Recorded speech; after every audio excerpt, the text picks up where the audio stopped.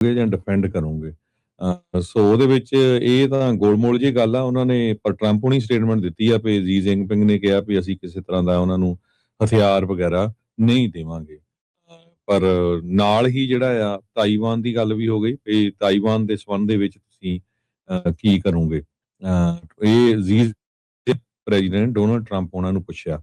ਇਹ air force one ਦੇ ਉੱਤੇ ਜਦੋਂ ਹੁਣ ਬੀਜਿੰਗ ਤੋਂ ਵਾਪਸ ਅਮਰੀਕਾ ਆ ਰਹੇ ਆ ਪ੍ਰੈਜ਼ੀਡੈਂਟ ਡੋਨਾਲਡ ਟਰੰਪ ਹੁਣੀ, ਉਸ ਟਾਈਮ ਦੇ ਉੱਤੇ ਉਹਨਾਂ ਨੇ ਇੱਕ ਇੰਟਰਵਿਊ ਦੇ ਦੌਰਾਨ ਦੱਸਿਆ ਹੈਗਾ। ਕਹਿੰਦੇ ਵੀ I don't talk about those things ਤੇ there is only one person that knows that you know who it is me I am the only person.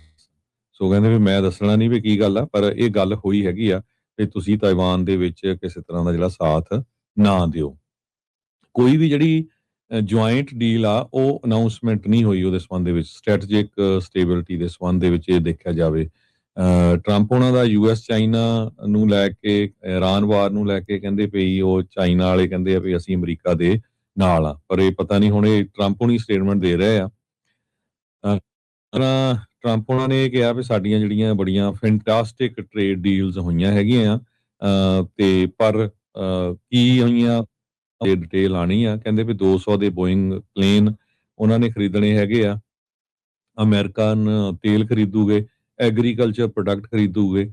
China ਨੇ ਹਜੇ ਇਦਾਂ ਦਾ ਕੋਈ ਅਨਾਉਂਸ ਨਹੀਂ ਕੀਤਾ, ਇਹ ਸਿਰਫ ਪ੍ਰੈਜ਼ੀਡੈਂਟ ਡੋਨਾਲਡ ਟਰੰਪ ਉਹਨਾਂ ਨੇ ਹੀ ਅਨਾਉਂਸ ਕੀਤਾ ਹੈਗਾ ਆ।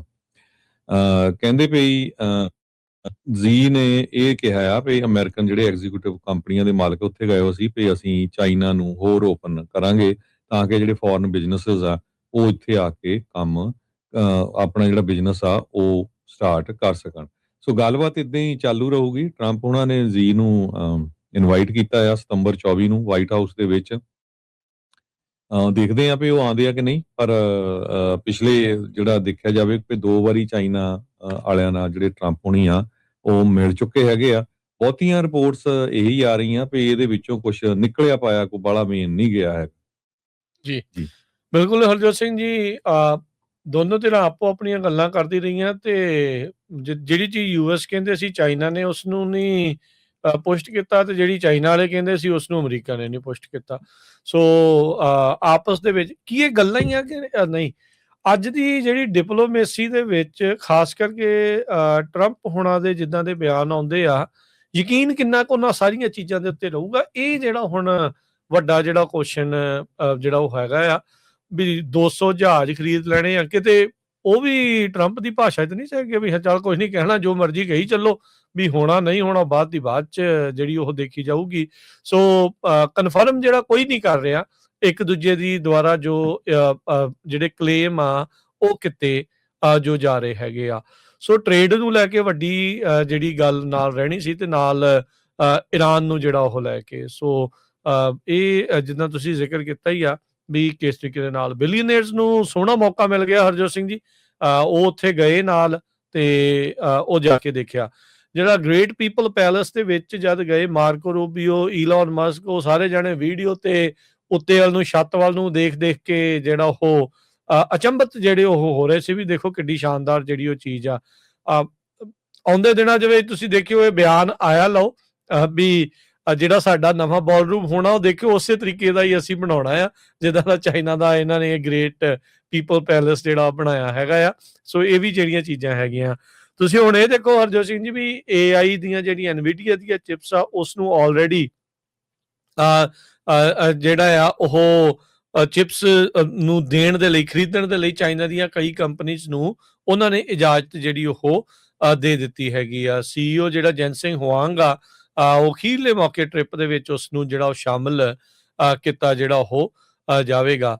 ਸੋ ਦੋਨਾਂ ਧਿਰਾਂ ਦੇ ਵੱਲੋਂ ਜਿਹੜਾ ਹਰਜੋਤ ਸਿੰਘ ਜੀ ਸਾਂਝੀ ਕੋਈ ਵਾਰਤਾ ਜਾਂ ਸਾਂਝੀ ਜਿਹੜਾ ਕੋਈ ਬਿਆਨ ਆ ਉਹ ਕੋਈ ਦੇਖਣ ਨੂੰ ਅਜੇ ਤੱਕ ਨਹੀਂ ਮਿਲਿਆ, ਅਨਲੈਸ ਜੇ ਆਇਆ ਹੋਵੇ ਤਾਂ ਹਾਲ ਦੀ ਘੜੀ ਕਿਸੇ ਦੇ ਨੌਲੇਜ ਦੇ ਵਿੱਚ ਨਹੀਂ ਹੈਗਾ। ਡਰੱਗ ਟ੍ਰੈਫਿਕਿੰਗ ਨੂੰ ਲੈ ਕੇ ਅਮਰੀਕਾ ਦੇ ਵਿੱਚ ਇਹ ਅਕਸਰ ਗੱਲ ਚੱਲਦੀ ਆ ਵੀ ਜਿਹੜਾ ਚਾਈਨਾ ਤੋਂ ਕੱਚਾ ਮਾਲ ਫੈਂਟਨਲ ਦੇ ਕ੍ਰਾਈਸਿਸ ਨੂੰ ਲੈ ਕੇ ਉਹ ਜਿਹੜੇ ਕੈਮੀਕਲਸ ਆ ਉਹ ਚਾਈਨਾ ਤੋਂ ਬਹੁਤ ਜ਼ਿਆਦਾ ਜਿਹੜੇ ਉਹ ਆਉਂਦੇ ਹੈਗੇ ਆ। ਤੇ ਟਰੰਪ ਹੁਣਾਂ ਨੇ ਇੱਕ ਵਾਰੀ ਇਹ ਵੀ ਕਾਰਨ ਦੱਸਿਆ ਸੀਗਾ ਵੀ ਜਿਹੜੇ ਅਸੀਂ ਟੈਰਿਫ ਲਾ ਰਹੇ ਹਾਂ ਚਾਈਨੀਜ਼ ਐਕਸਪੋਰਟ ਦੇ ਉੱਤੇ ਪਿਛਲੇ ਸਾਲ, ਉਹਨਾਂ ਦੇ ਵਿੱਚੋਂ ਇੱਕ ਕਾਰਨ ਇਹ ਵੀ ਜਿਹੜਾ ਉਹ ਹੈਗਾ ਆ।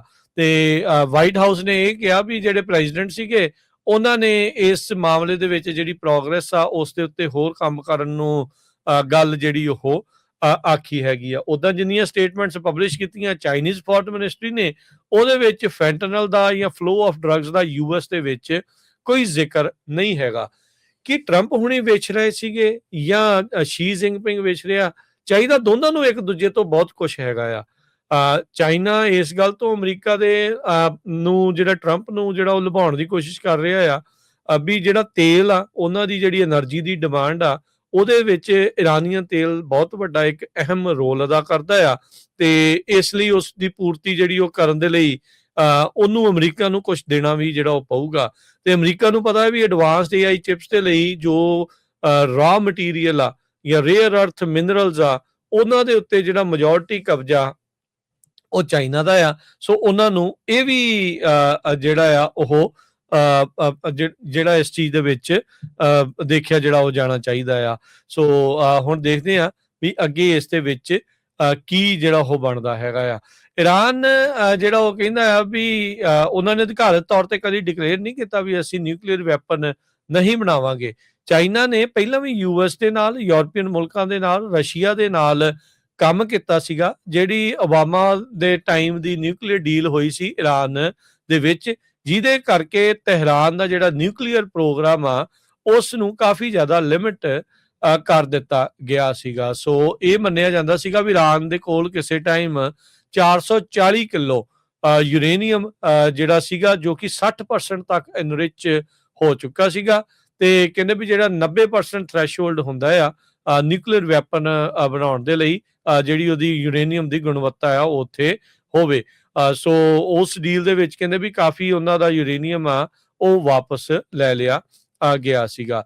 ਸੋ ਯੂਐਸ ਚਾਈਨਾ ਦੇ ਰਿਲੇਸ਼ਨਸ ਨੂੰ ਲੈ ਕੇ ਜਿਹੜੀ ਸਟੇਟਮੈਂਟ ਜਾਰੀ ਕੀਤੀ ਗਈ ਹੈ ਫੋਰਨ ਮਿਨਿਸਟਰੀ ਦੇ ਦੁਆਰਾ, ਉਹਦੇ ਵਿੱਚ ਇਹ ਕਿਹਾ ਵੀ ਦੋਨੋਂ ਜਿਹੜੇ ਪ੍ਰੈਜ਼ੀਡੈਂਟ ਆ ਉਹ ਮੰਨੇ ਆ ਵੀ ਸਾਨੂੰ ਅਮਰੀਕਾ ਤੇ ਚੀਨ ਦਾ ਜਿਹੜਾ ਰਿਸ਼ਤਾ ਆ ਉਸ ਨੂੰ ਹੋਰ ਸਾਰਥਕ ਤੇ ਹੋਰ ਵਧੀਆ ਜਿਹੜਾ ਉਹ ਬਣਾਉਣਾ ਚਾਹੀਦਾ ਹੈਗਾ ਆ ਤਾਂ ਜੋ ਜਿਹੜੀ ਸਟ੍ਰੈਟੇਜਿਕ ਗਾਈਡੈਂਸ ਆ ਆਉਂਦੇ ਅਗਲੇ 3 ਸਾਲ ਜਾਂ ਉਸ ਤੋਂ ਪਾਰ ਆ ਉਹ ਹੋਰ ਵੱਧਦੀ ਜਿਹੜੀ ਉਹ ਰਵੇ।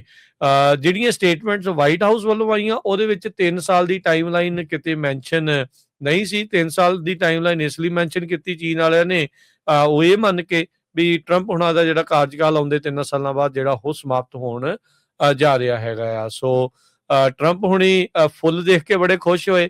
ਉਹ ਇੱਕ ਗਾਰਡਨ ਦੇ ਵਿੱਚ ਉੱਥੇ ਚਾਈਨਾ 'ਚ ਹਰਜੋਤ ਸਿੰਘ ਜੀ ਗਏ ਤਾਂ ਕਹਿੰਦੇ ਵੀ ਯਾਰ ਏਡੇ ਵੱਡੇ ਵੱਡੇ ਫੁੱਲ ਕਿੱਡੇ ਸੋਹਣੇ ਆ, ਕਿੱਡੇ ਵਧੀਆ ਆ। ਤੇ ਬਾਅਦ ਦੇ ਵਿੱਚ ਜਿਹੜਾ ਚੀਨੀ ਪ੍ਰੈਜ਼ੀਡੈਂਟ ਸੀਗਾ ਸ਼ੀ ਜਿਨਪਿੰਗ ਕਹਿੰਦਾ ਵੀ ਤੋਹਫੇ ਦੇ ਤੌਰ ਦੇ ਉੱਤੇ ਤੁਹਾਨੂੰ ਜਿਹੜੇ ਰੋਜ਼ ਦੇ ਸੀਡਸ ਆ ਉਹ ਅਸੀਂ ਜਿਹੜਾ ਹੁਣ ਘੱਲਾਂਗੇ। ਸੋ ਉੱਥੇ ਵਾਕ ਕਰਦੇ ਕਰਦੇ ਰੁਕ ਗਏ, ਸ਼ੀ ਜਿਨਪਿੰਗ ਗਾਂਹ ਨੂੰ ਆ ਗਿਆ ਤੇ ਟਰੰਪ ਉਹਨਾਂ ਨੇ ਰੋਕ ਕੇ ਕਿਹਾ ਵੀ ਦੇਖੋ ਕਿੱਡੇ ਸੁੰਦਰ ਤੇ ਸੋਹਣੇ ਜਿਹੜੇ ਆ ਇਹ ਰੋਜ਼ ਗੁਲਾਬ ਦੇ ਜਿਹੜੇ ਉਹ ਫੁੱਲ ਹੈਗੇ ਆ। ਸੋ ਹੁਣ ਕੀ ਓਵਰਆਲ ਇਸ ਯੀਲਡ ਨਿਕਲੀ ਆ ਇਸ ਸਮਿਟ ਦੀ, ਇਹ ਆਉਣ ਵਾਲਾ ਸਮਾਂ ਦੱਸੇਗਾ। ਪਰ ਦੁਨੀਆ ਦੀਆਂ ਦੋ ਜਿਹੜੀਆਂ ਸੁਪਰ ਪਾਵਰਾਂ ਦੇ ਜਿਹੜੇ ਪ੍ਰੈਜ਼ੀਡੈਂਟਸ ਆ, ਲੀਡਰਸ ਆ, ਉਹਨਾਂ ਨੇ ਆਪਸ ਦੇ ਵਿੱਚ 2 ਦਿਨ ਜਿਹੜੀ ਉਹ ਵਾਰਤਾ ਕੀਤੀ ਆ।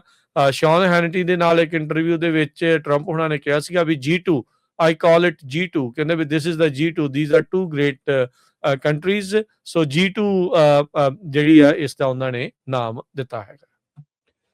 ਟਰੰਪ ਤੇ ਜੀ ਹੁਣੀ ਕਹਿੰਦੇ ਵੀ ਪਰਸਨਲ ਕਨੈਕਸ਼ਨ ਤਾਂ ਜ਼ਰੂਰ ਬਣਾਏ ਹੈਗੇ ਆ, ਪਰ ਜਿਹੜੇ ਚਾਈਨਾ ਨਾਲ ਰਿਲੇਸ਼ਨ ਆ ਦੇ ਕੁਡ ਗੋ ਸਾਊਥ। ਜੀ ਜਿਨਪਿੰਗ ਨੇ ਇੱਥੇ ਤੱਕ ਵੀ ਕਿਹਾ ਵੀ ਜਿਹੜਾ ਅਮਰੀਕਾ ਆ ਉਹ ਡਿਕਲਾਈਨ ਹੋ ਉਹਦੇ ਵਿੱਚ ਜਿਹੜਾ ਕੀਤਾ ਟਰੰਪ ਉਹਨਾਂ ਨੇ ਇਹ ਕਿਹਾ ਵੀ ਨਹੀਂ, ਉਹਨਾਂ ਦਾ ਸੀ ਵੀ ਜਿਹੜਾ ਜੋ ਬਾਈਡਨ ਹੋਣੀ ਆ ਉਸ ਟਾਈਮ ਲਾਈਨ, ਪਰ ਹੁਣ ਜਿਹੜਾ ਆ ਮੈਂ ਉਸ ਨੂੰ ਜਿਹੜਾ ਸਿੱਧੇ ਰਸਤੇ ਲੈ ਆਇਆ ਹੈਗਾ ਆ। ਓਵਰਆਲ ਜੇ ਦੇਖਿਆ ਜਾਵੇ ਤੇ ਕਹਿੰਦੇ ਆ ਵੀ ਹਜੇ ਕੋਈ ਸੋਲਿਡ ਇਹਦੇ ਵਿੱਚੋਂ ਨਹੀਂ ਨਿਕਲਿਆ। ਇੱਕ ਗੱਲ ਜ਼ਰੂਰ ਆਈ ਆ ਵੀ ਬਹੁਤ ਸਾਰੇ ਜਿਹੜੇ ਕੰਪਨੀਆਂ ਦੇ CEO ਜਿਹੜੇ ਭਾਰਤੀ ਮੂਲ ਦੇ ਆ, ਇੰਡੀਅਨ, ਉਹ ਕਹਿੰਦੇ ਵੀ ਇੱਕ ਵੀ ਨਹੀਂ ਕੋਈ ਲੈ ਕੇ ਗਏ। ਇੱਕ ਨਿਊਜ਼ਪੇਪਰ ਦੇ ਵਿੱਚ ਮੈਂ ਨਿਊਜ਼ ਪੜ੍ਹ ਰਿਹਾ ਸੀ ਵੀ ਜਿਹੜੇ ਇੰਡੀਅਨ ਮੂਲ ਦੇ ਕੰਪਨੀਆਂ ਉਹ ਇਸ ਡੈਲੀਗੇਸ਼ਨ ਵਿੱਚ ਨਹੀਂ ਸੀਗੇ। ਸੋ ਜਿਹੜੀਆਂ ਖਬਰਾਂ ਕਾਫੀ ਆ ਰਹੀਆਂ ਹੈਗੀ ਈਰਾਨ ਵਾਲਾ ਜਿਹੜਾ ਮਸਲਾ ਆ ਉਹ ਉੱਥੇ ਦਾ ਉੱਥੇ ਹੀ ਖੜਾ ਹੈਗਾ। ਜੀ।